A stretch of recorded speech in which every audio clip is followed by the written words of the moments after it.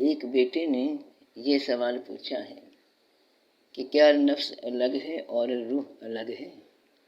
اور پھر لوگ کہتے ہیں کہ اپنے نفس کو پہچان لیا تو خدا کو پہچانو، اور کہتے ہیں خدا تمہارے اندر ہے۔ تو وہ کون سی نماز ہے جو خدا کو دیکھ کر پڑھی جاتی ہے؟ روح رب کا امر ہے اور نفس اس امر کی ظاہری شکل ہے۔ روح باطن ہے اور نفس ظاہر۔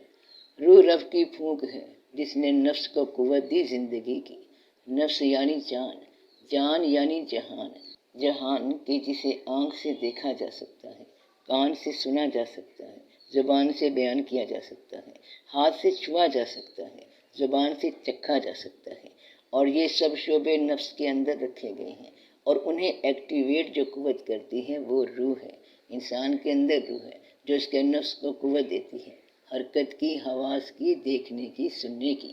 اور جس نے پہچان لیا کہ یہ میری قوتیں، یہ میرا دیکھنا، یہ میرا سننا، یہ میرا چھونا، یعنی میرے عمل کرنے کی طاقت سب اس کی دی ہوئی ہے، وہی ہے جو میری آنکھ کی آنکھ ہے، میں دیکھ رہا ہوں، اور میرے دیکھنے کو وہ دیکھ رہا ہے، یعنی وہی دیکھ رہا ہے، وہ میری نظر میں موجود ہے، اور اسی نے مجھے یہ قوت دی ہے کہ میں دیکھ سکوں، اور اسی لیے اس سے کوئی چھوٹی سے چھوٹی یا بڑی سے بڑی بات چھپی نہیں رہ سکتی، کیونکہ دیکھ ہی وہ رہا ہے کہ میں کیا دیکھ رہا ہوں۔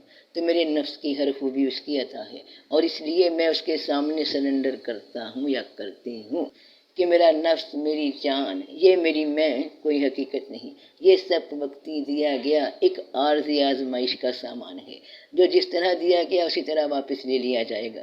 تو میں نے جب اپنی حقیقت کی پہچان کی تو میرے طور طریقے، میرے جینے کے انداز اس طرح ہو جانے چاہیے جیسے کہ اس نفس کے بنانے والے کا حکم ہے۔ تو ہی میں نے اس کو پہچانا کہ وہ قادر مطلق ہے۔ وہ مجھ سے سوال کرنے والا ہے کہ میں نے اس کی دی ہوئی نعمت کا، اس جان کا، اس نفس کا استعمال کیسے کیا؟ اور جو نماز اللہ کو دیکھ کر ادا ہوتی ہے وہ عشق کی نماز ہے۔ محبت جس سے ہو جاتی ہے وہ چاہے دنیا کے جس بھی کونے میں موجود ہو، عاشق کو اس کی موجودگی اپنے پاس ہی محسوس ہوتی ہے کہ میرا محبوب مجھے دیکھ رہا ہے، کیونکہ میں اسے دل کی آنکھوں سے دیکھ رہا ہوں کہ وہ میرے ساتھ ہے۔ یہ محبت کی نماز ہے جو کیفیت بن کر ہر وقت انسان کے دل پہ چھائی رہتی ہے، اور یہی وہ نماز ہے جو قائم کرنے کا حکم ہے۔ یہ قائم ہو جائے تو پھر انسان اپنے محبوب کے خلاف کوئی عمل نہیں کر پاتا کہ کہیں میرا محبوب مجھ سے خفا نہ ہو جائے۔ انسان اپنا فائدہ چھوڑ دیتا ہے اپنے پیار کے واسطے، یہاں تک کہ اس کا محبوب سے کوئی دکھ پہنچا دے، کوئی تکلیف پہنچا دے، اور معلوم بھی ہو کہ دکھ اسی کی جانب سے آیا ہے، مگر عاشق یعنی پیار کرنے والا گلہ ہی نہیں کرتا، اپنے محبوب کی کسی بات کا برداشت کر جاتا ہے، غصہ ضبط کر لیتا ہے۔ کیوں کر لیتا ہے؟ کیونکہ وہ پیار ہے، محبوب ہے، مجھے پیارا ہے، تو جو چاہے کرے، ہم بھی ویسا ہی کر لیں گے جیسا وہ چاہتا ہے۔ یہ حالت ہے دیوانے کی، عشق نماز کی، رب کو دیکھنے کی۔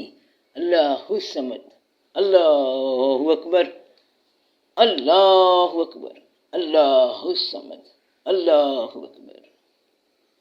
اللہ پاک آسانیاں فرمائے، آمین۔ جزاک اللہ۔ جیتے رہو بہن بھائیوں، بیٹے بیٹیوں، فی امان۔